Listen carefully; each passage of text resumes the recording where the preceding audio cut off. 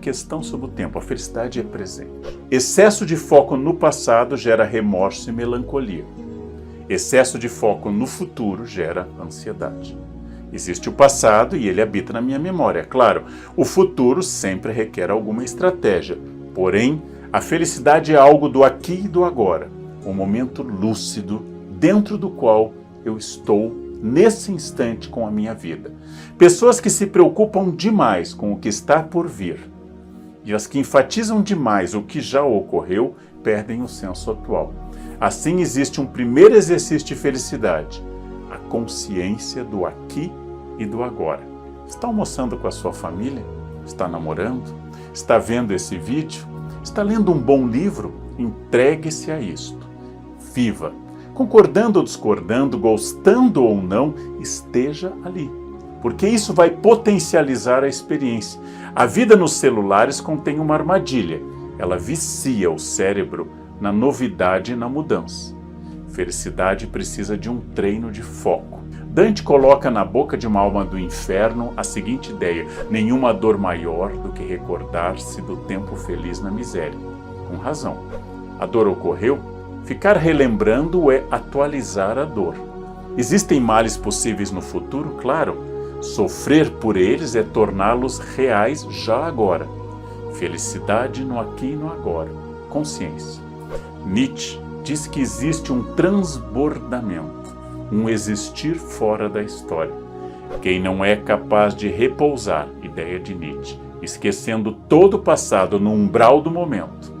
Quem não pode pôr-se de pé um instante, sem vertigem e nem temor, como uma deusa da vitória, não saberá que coisa é a felicidade e, pior ainda, não fará nada para dar felicidade aos outros. Devemos lembrar a tempo, diz o filósofo, para evitar cometer os mesmos erros e esquecer a tempo para não ficar preso ao passado de remorsos. Claro que isso é uma prática complexa. Eu falei do tempo. Ao falar mal de alguém, imediatamente eu começo a estabelecer o fato que eu e você, ao falarmos de uma terceira pessoa, estamos estabelecendo uma aliança. Nós não somos aquela terceira pessoa. Isso cria a nossa identidade. Isso cria uma relação de amizade. Você é amigo também por falar mal de X ou Y e falar bem de X ou Y. Eu fui uma vez a um programa e o apresentador começou dizendo isso, né? Que horror, né, professor, essas pessoas que falam mal dos outros. Eu disse exatamente, você ao falar dessas pessoas está fazendo detração, ou seja, você está se considerando melhor ou superior do que aqueles que falam mal dos outros. Professor Karnal, você acha que a internet, de certa forma, turbinou isso aí? Turbinou porque ela atomizou a possibilidade de todos se tornarem autores. Turbinou porque ela retira o ônus da presença física. É mais difícil falar mal das pessoas com o risco físico da presença, do ônus de, por exemplo, receber uma resposta na cara ou até uma agressão física, mas também porque neste nosso mundo líquido, usando uma expressão do Bauman, nós nos tornamos todos autores com autoridade. Por exemplo, no momento que eu abro uma conta no Facebook, automaticamente eu ganho um diploma de jurista especializado em Constituição, apto a emitir opinião sobre impeachment abalizada ao lado dos maiores constitucionalistas do Brasil, porque eu tenho conta no Face. No momento que eu tenho o acesso à internet, eu posso emitir opiniões sobre medicina, educação e história. E se alguém me disser que está errado, eu digo, é sua opinião. Há poucos dias eu emiti uma opinião sobre o abandono que o Reino Unido está fazendo da União Europeia. Um menino de 14 anos me respondeu, você está completamente equivocado. E eu pensei, a mãe dele era virgem e eu já publicava livros sobre o tema. E ele diz que eu estou equivocado. É claro que eu posso estar equivocado. E idade não é um argumento, senão os argumentos da Rainha Elizabeth seriam superiores aos da média dos ingleses. Porém, não passa um minuto pela cabeça deste menino que talvez alguém que estuda o tema há 30 anos, talvez possa ter uma autoridade no tema. Ou não passa pela cabeça dessa pessoa. Agora no seu livro você fala de um problema legal inclusive, né? Porque a detração, a injúria, a calúnia são coisas previstas no Código Penal. Exatamente. Né? É muito difícil você separar o limite da liberdade de expressão do limite da injúria, da calúnia e da difamação. Em nome da liberdade de expressão, a gente acha que pode dizer tudo sobre todos. Ora, as palavras ferem, as palavras podem reduzir as pessoas, as palavras podem atacar, as palavras podem representar, inclusive, diminuição de questões profissionais das pessoas. Logo, como eu dou o exemplo no livro, no caso da escola, que foi caluniada, sendo escola acusada, base, né? Um caso clássico em jornalismo, caluniada a partir da fantasia de uma criança e a partir do depoimento de outras pessoas, essa escola foi destruída, as pessoas foram destruídas, era absolutamente sem nenhum sentido aquilo que está sendo dito. Por isso, liberdade de expressão é garantida pela lei e é um dos grandes privilégios da nossa vida. Porém, saber que as palavras ferem e destroem é fundamental na responsabilidade da imprensa e de todo cidadão que fala em público ou que publica ou que comenta. Este cuidado nós temos que ter. Professor Karnal, falando um pouco da área da história, que é a sua área, né? Falar mal do opressor é uma forma de detração ou seria apenas uma arma do fraco contra o poderoso? As duas coisas, porque, como eu dou o exemplo no livro, a estátua do Pasquino, que fica do lado da Piazza Navona, onde o Brasil tem embaixada, bem perto da embaixada brasileira, ela tem uma boca redonda no qual os romanos há séculos colocavam ataques, ora aos papas, agora podia ser ao Berlusconi, a situação da Itália e assim por diante. O humor, a ironia popular, a charge, o veneno, é uma espécie de arma contra quem a gente não tem mais nenhum poder. Professor, o debate político de hoje é um poço de maledicências, né? O senhor acompanha isso muito bem. Sempre foi assim ou a gente está vivendo um momento excepcionalmente ruim? Sempre foi assim. No século XIX, quando Dom João VI chegou, o príncipe ainda regente, não Dom João VI, e colocou nas portas da Casas PR, Príncipe Real, os cariocas leram como põe-se na rua. A detração política tem uma função. O problema, se ela é apenas o ataque, e o problema maior é dar mais atenção à vida pessoal do candidato do que às suas propostas. O candidato ser ou não ser casado, o candidato ser ou não ser um homem fiel, o candidato ser ou não ser hétero é absolutamente irrelevante em relação às propostas dele para a economia, para a diplomacia, para os blocos econômicos e Agora, assim esse é um por modelo diante. bem norte-americano que a gente segue. Na Europa isso não acontece, né? A Europa menos interesse na vida pessoal. Nos Estados Unidos, a cultura da democracia midiática tornou a vida pessoal mais importante. O candidato deve necessária e obrigatoriamente ir para a convenção do partido com a sua esposa, de preferência com 2 filhas, esse é o ideal, se forem loirinhas, melhor ainda, e ele deve agradecer a Deus, logo em seguida a companheira que o acompanha há décadas, que é sua esposa, beijá-la, não de forma erótica, mas de forma apaixonada, e passar a mão na cabeça das filhas. Ele deve dizer que família é tudo, então ele é livre para dizer suas ideias políticas. É quase que a carteira apresentada para ele poder ingressar na política, não? Agora, essa detração em voga na política brasileira, parece que, de certa forma, ela contaminou a sociedade, né? Essa história do Fla-Flu, como é que você analisa a forma como as pessoas se tratam hoje? Pessoas que têm diferença política e se tratam sempre de forma detratando um ao outro, caluniando um ao outro. Nós sempre fomos detratores, essa é uma característica.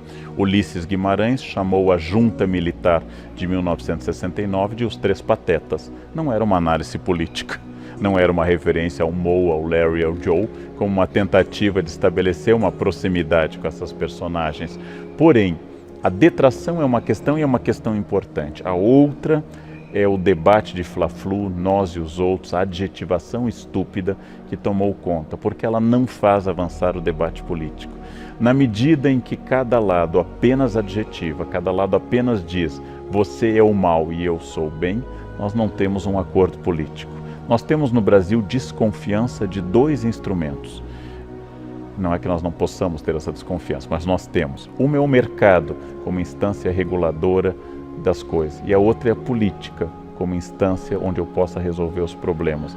Nós gostamos mais da força, da intervenção do Estado e da fofoca. Acreditar na política como uma instância de harmonização é mais difícil entre nós. Dá mais trabalho, né? Dá muito mais trabalho, né? Professor, muitas vezes a fofoca ela é irracional, né? O senhor até comenta isso no seu livro. Ela não se dobra nem mesmo diante da realidade. Sim. Você mostra a realidade e a pessoa continua dizendo que a verdade é a fofoca dela. Como explicar isso? Porque ela responde a forças que a gente chamaria de atávicas, primitivas, tradicionais.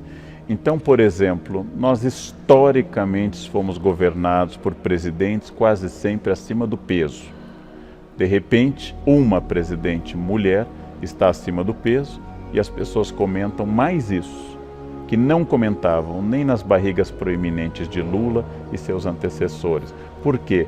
Porque é mais atávico falar da forma física feminina do que a masculina. Essa cobrança é muito sobre a mulher. Isto é muito atávico, é a coisa mais forte que tem em nós, apelar aos estereótipos, aos arquétipos, a tudo aquilo que nos ensinaram indiretamente. Aquele aprendizado que eu tive no banco de trás do carro, quando meu pai dirigia, eu era criança e gritava, tinha que ser mulher. Essa tradição misógina, tradição de desconfiança do feminino, ela é muito forte entre nós. Logo, é preciso analisar objetiva e criticamente. A pessoa ética é aquela que erra e reconhece que foi um erro. A pessoa não ética é aquela que erra e fica feliz naquele erro. Essa é a diferença.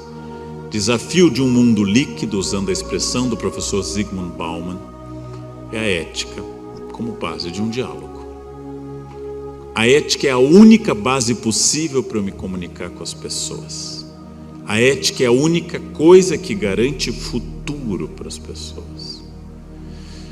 Gente muito mais importante do que nós, gente com muito mais dinheiro, poder e influência, gente que mandou nesse país e conseguiu corromper países vizinhos, hoje desfrutam da hospitalidade curitibana. Pensem, senhores, pensem, senhoras. Se homens multibilionários que pagaram advogados a peso de ouro não conseguiram escapar da cadeia, o meu conselho: nós não temos renda para sermos não éticos. Nós não temos dinheiro para infringir a lei, porque gente que tinha muito não escapou. Nós temos uma chance de pensar o nosso futuro, porque graças a uma série de fatores, pela primeira vez, estamos colocando o dedo na figura e na ferida da ética. É a primeira vez na história do Brasil. É a primeira vez na história desse país que há um homem branco milionário preso. Cadeia na história desse país não foi feita para brancos milionários. Eu brinquei com uma moça do supermercado, ela me deu dinheiro a mais, eu devolvi R$2, ela me disse, o senhor é honesto? Eu disse, minha filha, eu sou da elite branca brasileira, a gente nunca rouba pouco. A gente nunca rouba pouco. Quando a gente rouba, é legal. A gente afunda um país. No dia a dia a gente é super honesto, cordato, simpático. Bem, a ética é o futuro. Gandhi, homem que eu admiro imensamente, disse que eu não posso mudar o mundo, obviamente, mas eu posso ser a transformação que eu quero ver no mundo. Esse é um grande conselho ético. Não posso fazer o mundo ficar ecológico, mas eu posso reciclar lixo na minha casa. Não posso impedir a agressividade das ruas contra as mulheres, mas eu posso não ser cafajeste. Eu não posso salvar o trânsito de São Paulo, mas eu posso não ser um motorista assassino. Eu devo ser a transformação que eu quero ver no mundo. Já é bastante, já é muito, se eu conseguir isso. Trabalho é o grande campo para eu exercer a ética. Se eu não exercesse o trabalho que eu faço, escrevendo, dando aula, fazendo palestras, se vocês não exercessem a nobre função de traduzir e interpretar, todo o conhecimento que nós temos estaria inutilizado, porque ficaríamos em casa, voltados para o nosso universo fechado. O trabalho é o desafio de ir ao mundo, enfrentar dificuldades, enfrentar problemas, crescer, transformar grãos de areia em pérolas, tolerar, produzir, voltar para casa cansado, porque a diferença de emprego, algo que me dá dinheiro, e trabalho, algo que dirige a minha vida, é muito grande. Todos aqui já tiveram um emprego na vida. Todo mundo já teve algum emprego, algo que eu fiz para conseguir algum dinheiro para sobreviver. Emprego não é ruim, mas deve ser no início da carreira. Agora nós temos que ter trabalho, um projeto de vida. Claro, é o que eu faço. Não é um castigo. Não é algo errado. É claro que eu não gosto daquelas pessoas que segunda pela manhã dão um bom dia entusiasmados na empresa. Acho um exagero. E aqui lanço uma campanha nacional que eu vou repetir em todas as cidades do país, gente. Basta de bom dia no WhatsApp, gente. Basta de bom dia. Pelo amor de Deus. Se alguém der bom dia, ignorem. Se der bom dia com imagem de flores, bloqueiem. Basta de bom dia, gente. Basta de bom dia. Tem que acabar com hábitos terríveis. Ética torna a vida mais fácil. Ética torna a vida possível. Ética torna a vida viável. Ética é tudo isso. A não ética é sempre o caminho mais difícil. O aluno leva mais tempo fazendo a cola do que lendo o texto. Como eu disse a um amigo bem mais velho que eu, que infelizmente revelou-me trair a esposa, eu disse, não é muito esforço para tão pouco. Não é muito esforço para um retorno tão pequeno. Porque a ética é sempre o caminho tranquilo. Quando o guarda lhe para, você desce feliz. Você tem os documentos em dia. Não precisa baixar um aplicativo para ver se há uma blitz. Basta ter os documentos. É mais fácil renovar a carteira de motorista do que ficar procurando blitz. Ética torna a vida mais fácil. Ética é a base para eu fazer qualquer coisa. Se eu tivesse que imaginar a metáfora essencial para a função que as senhoras e os senhores exercem, é a bela função de estabelecer pontes. Num mundo em que tantos idiotas querem construir muros, o tradutor constrói pontes, constrói contato. Quando o fundador do movimento de intercâmbio de estudantes, a AFS, fundou, a sua ideia é que não haveria mais guerras se os jovens do mundo inteiro pudessem morar em outros países.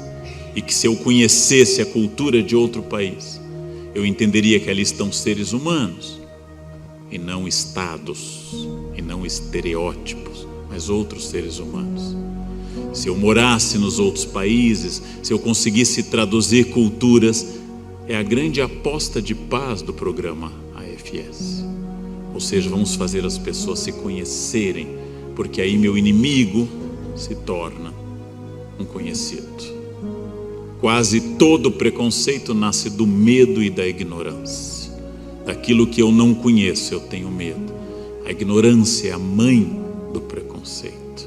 Os grandes preconceitos do mundo, especialmente entre nós brasileiros, os 4 maiores entre os brasileiros: o racismo, a misoginia, a demofobia e a homofobia, são frutos do medo, são frutos da ignorância, são frutos da dificuldade de aceitar a diversidade do mundo. Traduzir é construir pontes, por isso cabe a um tradutor, além da tarefa profissional. Quando eu traduzo um livro, eu faço uma nação inteira ter acesso a uma reflexão. Quando eu traduzo uma palestra, um vídeo, quando eu faço legendas, quando eu traduzo qualquer coisa, eu faço as pessoas terem acesso à diferença. Eu diminuo o medo das pessoas. Traduzir é um exercício de paz permanente. Traduzir é uma construção de pontes. Enquanto as pessoas se comunicam, elas diminuem o medo.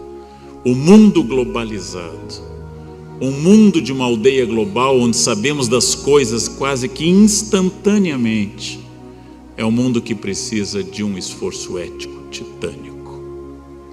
Porque eu tenho que traduzir culturas e valores, evitar julgamentos, estabelecer essas pontes, tornando minha tarefa, em primeiro lugar, técnica, óbvio, em segundo lugar, cultural, como eu destaquei ao longo de toda a fala, em terceiro lugar, uma tarefa ética de aproximar pessoas, fazer que elas entendam que atrás dos estereótipos nacionais, atrás das construções estereotipadas, existem seres humanos.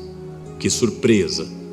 Todas as vezes na minha vida que eu descobri após uma viagem que o Irã era habitado por pessoas muito interessantes, mas que a imprensa não tratava. Que atrás dos povos que eu olhava com desconfiança, graças a uma série de fatores, havia gente como eu, com sonhos, com desejos e todas as riquezas de cada cultura. Que eu cresço quando eu me abro para o outro, quando eu sou capaz de sair da minha cultura e olhar para o mundo, e posso até usar a frase do Gandhi, do grande Gandhi: eu quero a minha casa indiana, mas com as janelas abertas para os ventos do mundo inteiro. Eu quero a minha casa brasileira porque eu sou brasileiro, mas que a luz que entra, o vento que entra, seja americano, argentino, alemão, chinês, africano. Eu quero a minha casa aberta para o mundo, ainda que a minha identidade seja de brasileiro, e até o fim dos tempos, porque meu hardware foi feito assim. Eu vou ver com alegria o arroz, o feijão e o ovo frito, que após experimentar as comidas do planeta inteiro nos restaurantes mais estrelados, eu elegi como a comida que eu mais gosto. Arroz, feijão feito em panela de ferro e um ovo frito com gema mole em cima. Isso é a melhor comida do mundo? Não. Isso é a melhor comida do Leandro. Não é do mundo. Não é do mundo essa comida.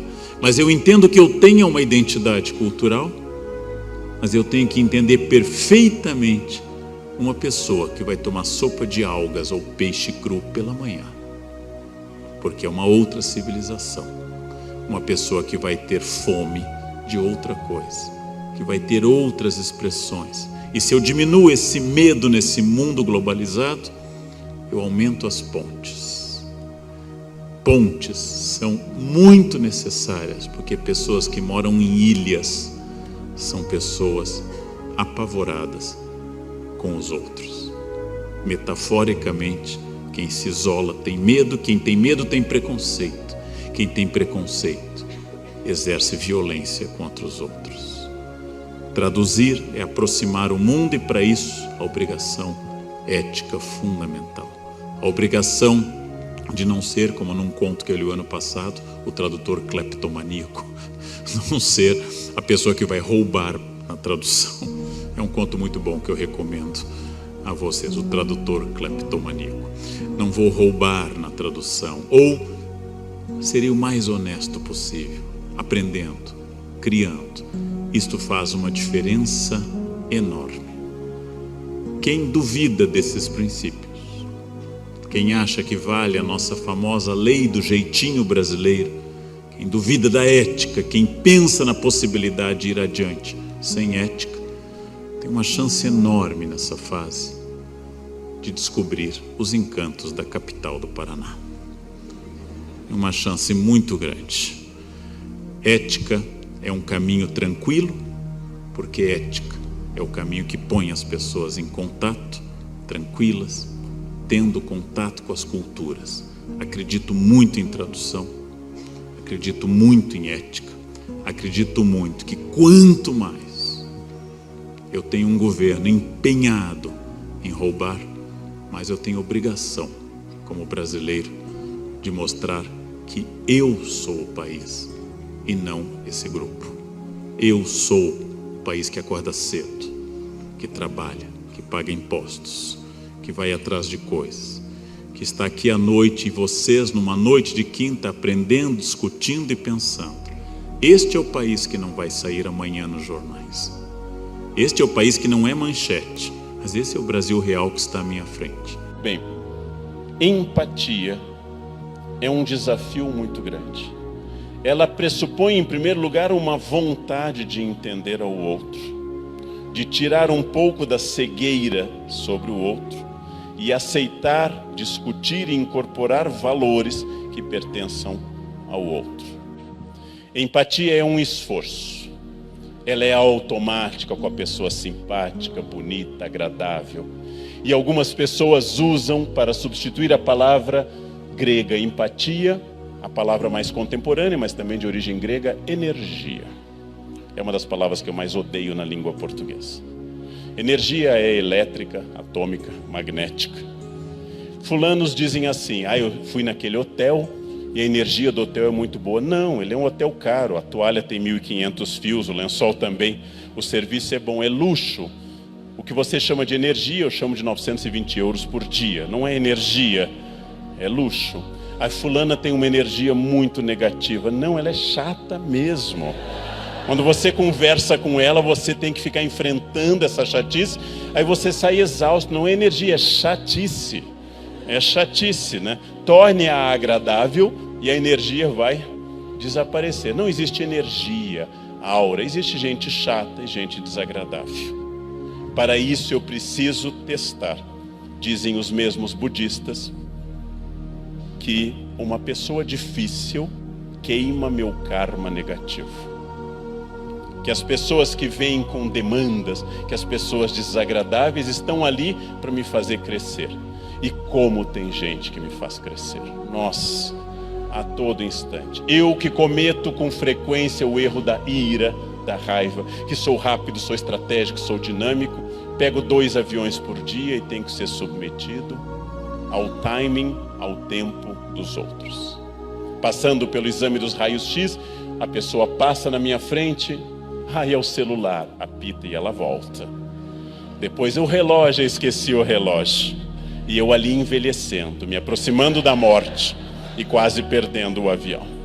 Eu dou uma pista conceitual: meu senhor, qualquer coisa de metal, qualquer coisa de metal. Essa pessoa vai e volta 5 vezes e eu estou atrás dela. Essa pessoa estará na minha frente na fila do Finger, quando a moça pedir o documento.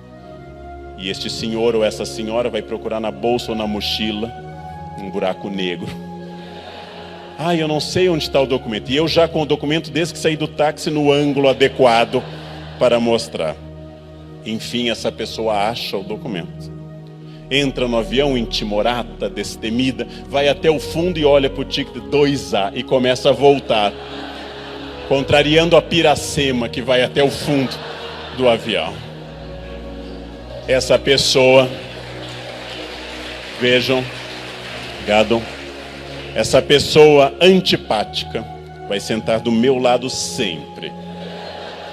Os espíritas e os budistas chamam isso campo magnético. Vai estimular que o meu karma ruim seja queimado. E não bastasse toda essa experiência para uma pessoa nervosa e irada, eficaz, estratégica e com o traço da pressa, essa pessoa vai passar o nosso voo dando ré no muco. Não sei se vocês conhecem o ato. Dando ré no muco. Dali até Fortaleza, dali até Recife, dali até Belém do Pará. E eu que não gosto nem de coentro nem de muco, terei que ouvi-la puxar das entranhas e engolir deliciada aquele produto. É um desafio. É um grande desafio gostar das pessoas. É um grande desafio que me deixa feliz saber que eu cheguei aos 53 anos e nunca matei ninguém. É um grande desafio. Há uma certa felicidade até o momento. A ideia me ocorre, ela me ocorre com certa frequência, mas eu nunca matei ninguém. O que eu faço para isso? Consciência que o que me irrita fala de mim e não do outro. Que viver apressado e estrategicamente como eu vivo é uma opção que me é tão custosa que quando eu vejo alguém viver tranquilamente sem estratégia, isso me irrita, porque essa pessoa não está pagando o preço que eu estou pagando. Esta pessoa vive como se não houvesse ninguém no mundo. Eu como vivo, como se o mundo tivesse e tem 7 bilhões de pessoas apressadas e paga um preço atacando o pH do meu estômago. Permanentemente eu olho para essa pessoa e minha vontade de ser como ela se transforma em empatia. se transforma, neste caso, primeiro na resistência e depois de entendê-la, ali está alguém diferente, que tem uma opção de vida diferente e a minha não é a única possível. É um exercício permanente. Eu às vezes consigo e às vezes eu não consigo. Quando eu consigo, eu fico muito feliz. Foi um momento que eu consegui, melhorei, superei minhas dores e entendi o outro, fui empático. Fiz prevalecer a ética, convivi socialmente com a diferença e me tornei uma pessoa melhor. Desço feliz do avião.